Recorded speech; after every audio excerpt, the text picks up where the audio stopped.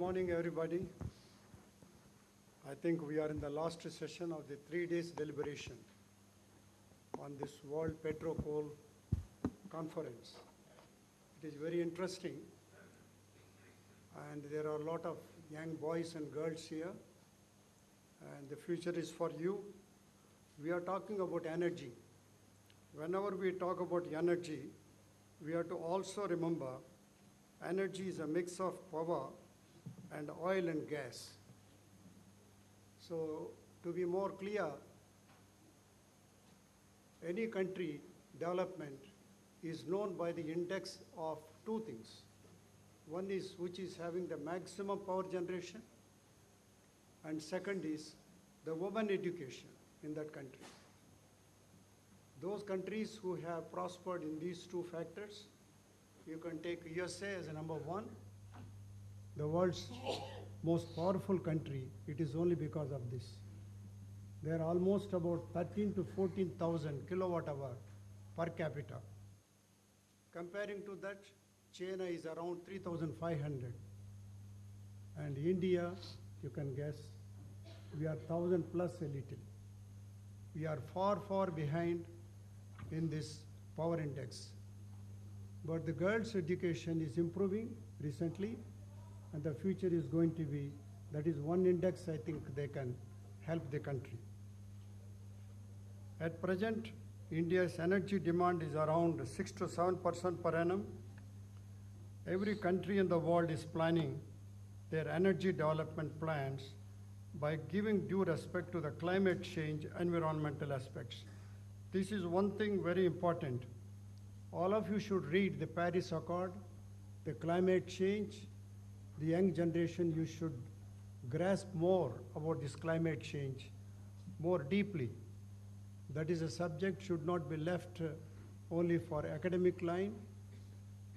And the climate change, particularly our Prime Minister, who has taken a lot of interest at Paris meet, and he is one of the main signatory along with Mr. Obama, and they are pushing this climate change in spite of Trump talking against it. But in their own country, major countries like California, New York and all, they are supporting about the climate change. So the world is moving towards controlling the climate change. The power generation has grown only about 5% per annum during the period 90 to 2016. The installed power generation in our country at present by 2017 is about 3.3 lakh megawatt. Out of this, 2.19 lakh megawatt is thermal. When I talk thermal, predominantly it is coal, but there are gas-based power plants. Around, you can roughly say 30 to 40,000 out of that. And Mr. Sahi talked about hydro. There is already about 40,000 megawatt of hydro. There is about nuclear, 7,000 nuclear, and renewable is the largest chunk, which is 60,000. So I gave these figures for you to understand. We are going with a mix of all these, and out of this, nuclear, in spite of our, it is a climate change in favorable climate for nuclear, but somehow nuclear has got its own problems to come in big number. So renewable is pushing the country forward for power generation. The potential of wind energy is also very good. There is almost about 3 lakh megawatt in the country. I think wind has not been talked much, but out of 3 lakh megawatt of wind, already we have done more than 30,000 in the wind. Predominantly Tamil Nadu and Gujarat and others, they have done some, but there is a lot that we can do in the wind. But of recent, one more aspect is coming in the wind, that is your offshore wind, both in the shallow waters and in the deep waters, particularly with our ONGC, which has got big experience in offshore Bombay and Krishna Godavari fields. So they can also think about how they can enter, because there are well platforms, there are process platforms, which are all in the water around 100 meter and water depth. But there are more also that we can think of how the offshore wind may be taking a good position in the future. Government of India announced, this has been talked about, there is 175 gigawatt renewables, out of which 60 is by, 100 is by solar, 60 by wind, 10 by bio, and 5 gigawatt by small hydro. Again, out of 100 gigawatt of solar, there are plans to go for 40 gigawatt of rooftop. Though rooftop did not pick up initially, but of recent, I think it is again picking up, and the towns and cities can go for the rooftop. And the Government of India is also following a policy to contribute to the global effort of carbon pollution, reducing carbon pollution. By 2030, the country will have 40% renewable energy. India is a signatory to the Paris Accord, COP21, and accordingly they are taking a lot of actions. Every country has been asked in the Paris meet to give their own nationally determined contributions. India is a signatory to that. We have also given our support to reduce the emissions intensity of its GDP by 35% by 2030 from the 2005 level. It means now every organization, you may be knowing, our young participants here, including ONGC, NTPC, everywhere, including Air India, they're all working about what are the carbon emissions by their either manufacture, operations. So this is another subject that you people can know how do you calculate carbon emissions in a particular factory or manufacture, even an automobile vehicle going. What are the carbon emissions a petrol vehicle is throwing, or a diesel vehicle throwing, or it is going to be tomorrow the electrical vehicle.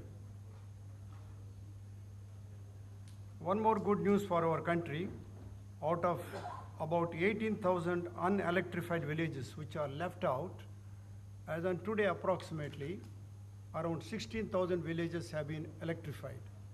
That's a good news. And remaining 2,000, we are hearing the government is pushing that proposal, and they want to complete by March of this year. So it means almost all the villages in the country will be electrified, electricity would be available. The per capita electricity consumption I have been talking, USA is about 13,000, China is 3,770, and India 1,075. I got these figures around 2013-14 figures, but here that is one improvement that we have to make. More power is required here in the country. The oil production in the country is about 36 million tons in 1670. 36 million tons only, and we have imported 214 million tons.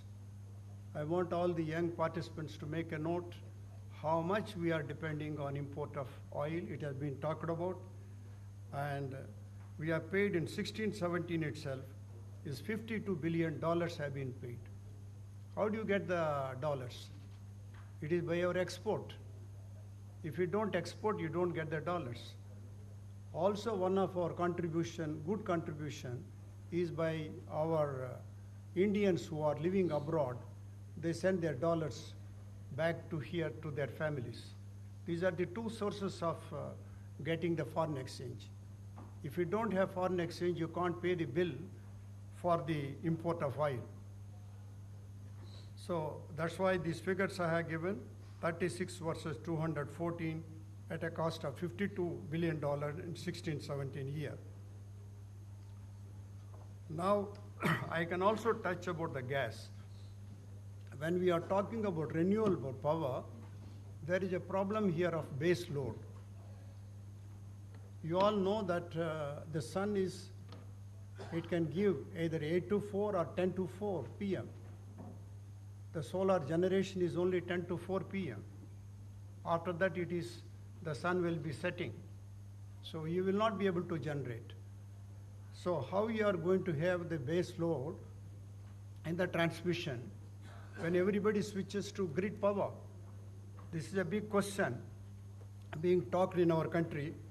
So for the base load, again, you can only have two power stations. Either it is a hydro or there is gas-based. So again, the country is not that lucky that so far our own gas production is not much, domestic gas production. The gas consumption is about 56 BCM in 16-17 billion cubic meter. 1 billion cubic meter is equal to 4 million cubic meter per day. So approximately this is coming about 160 million cubic meter of gas, and we supply the gas to various consumption. It is to the power station, it is to the fertilizers, it is to petrochemicals, or like we have got Indraprastha Gas Limited, we supply the power to the kitchens. We also run the vehicles by the gas. Similarly, we have got in Bombay also Indraprastha Gas Limited. Same job there also they do. But many cities are demanding, because the gas supply, it is also bringing the pollution down. So here, against 31 BCM of last year, we have imported 25 BCM of LNG at a cost of $6 billion. So I want to touch a minute about what is LNG. LNG is nothing but liquefied natural gas. Any gas field we have got abroad, we have got huge gas discoveries in Qatar and Russia and Iran, and including USA. USA is a little far. So we have got with Qatar agreement, and we are importing LNG. The gas can be liquefied at minus 140 degrees Celsius, and you can put in a special vessels, cryogenic vessels, which are put in the ship. You can bring the liquid to our country. Our west coast, we have already built LNG regasification plants. One is in Dahej in Gujarat, another Hazira in Gujarat, and one more in Cochin, and one more in Dabhol. These are the four we have already put regasification. You may be all knowing about, we have already built a huge gas pipeline right from Hazira to Delhi, and now it is being extended from Delhi to Orissa, covering UP, Bihar, and West Bengal and Orissa. Then finally a gas grid will come. So the gas which is coming as LNG in Dahej is being regasified, and then that can be put in the pipeline. It can travel throughout India. So the LNG is another future for our country. Maybe we have to import more LNG and in the future, because our own domestic production is not that much. So these are these things I would like to touch 1 minute. The future, some of the issues, what I think the policy makers and the government and all the experts who are working in this line have to concentrate. One is we have to sign more LNG agreements and contracts abroad. So far it's not happening. I consider it is not a good policy. We have signed way back. I was GAIL chairman at that time. We have signed with Qatar, and today we are getting from Qatar itself is about 15 million tons, which is equal to 60 million cubic meter of gas. So I have been telling in other forums also that the LNG contract should be signed, because now the gas price abroad is at a lower price. It is available. If you miss the bus, again the country will be playing the same that we don't have. That story will continue. So LNG we have to import, and as Mr. Sahi has talked, hydro should be given. We have got 1 lakh megawatt more we can go for hydro. So hydro can work also as a base power for along with renewable. Renewables, already my friends have talked about it. The future is solar and wind. But one more thing which is coming in a big way is electrical vehicles. By 2030, all our young participants, they'll be having electrical cars. The IC engine story is getting gradually faded out. IC engine almost 20th century it has helped. Maybe this century we have to go for electrical vehicles. One Stanford professor in USA has given a wonderful his own article which has been circulated. He is telling in USA in the next 10 years there are going to be electrical vehicles and people will not be even owning the vehicles. And they'll be just give a ring, the vehicle will report, people will not go for owning. It's a sort of very interesting article he has come out. So these are some of the things I want to touch. The last point is when we are talking solar, the rooftop is not getting support, and the rooftop also should be given proper incentive how to bring more rooftop. In a country like USA, California is full of rooftop everywhere, whether it's a private or public, all are having rooftop solar already there.